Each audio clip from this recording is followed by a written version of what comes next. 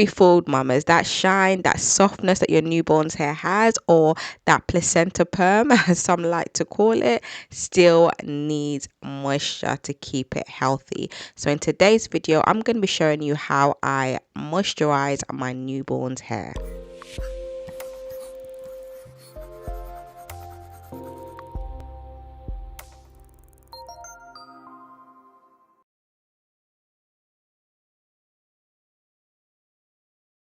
Hey Ansi fam, welcome back to my channel. Okay, so to begin with, I like to lightly spritz my daughter's hair with warm kettle water and then just work that in.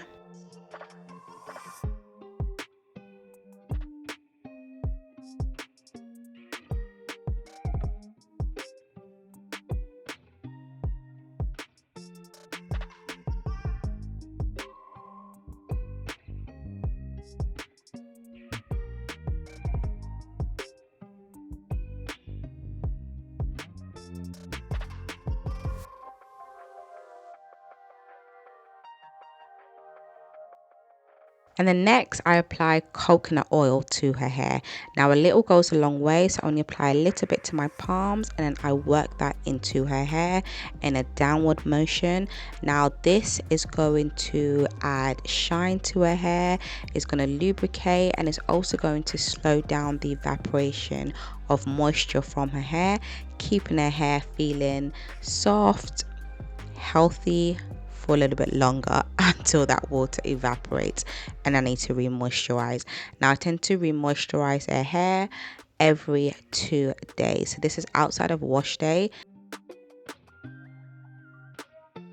Okay, mamas, if you've had a newborn, so 0 to 3 months recently, or you are pregnant and you're not sure what you need for your baby's hair in order for it to thrive, you're looking for some newborn hair care tips, I've got you. Click the link below this video and download your free newborn checklist. In this checklist, I tell you exactly what you need for your newborn's hair from 0 to 3 months, and I also give you some additional newborn hair care tips. Click the link below this video and get your checklist.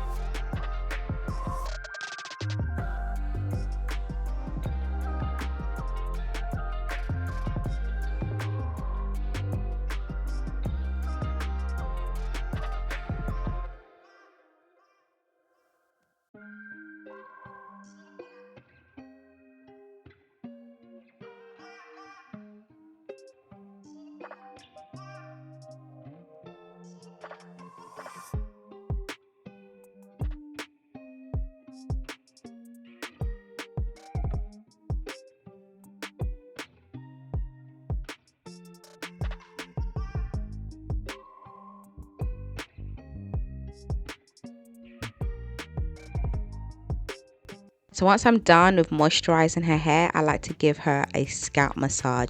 This is going to help to stimulate blood flow, and it also puts her to sleep. She loves a scalp massage.